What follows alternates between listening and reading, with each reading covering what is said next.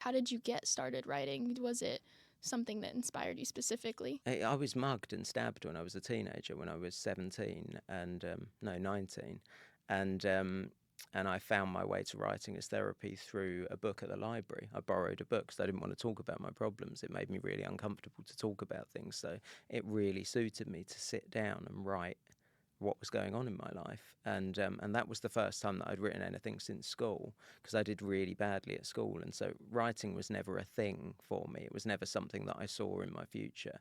I didn't expect to go on and write a book, and I didn't really until, God, maybe 15 years after that happened. You know, I deviated and had a career in the city, and kind of got lost along the way, and then found, but it was writing that always was kind of my savior, and always something that I turned to when I felt like I couldn't cope.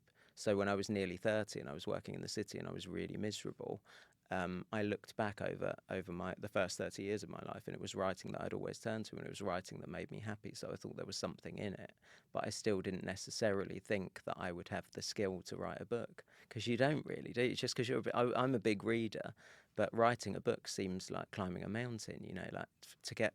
I don't know how people do it, or I didn't, and I didn't really figure it out until I was doing it. You know, I didn't take any classes or anything like that. I didn't know technically what I was doing. I just knew that I wanted to tell this story.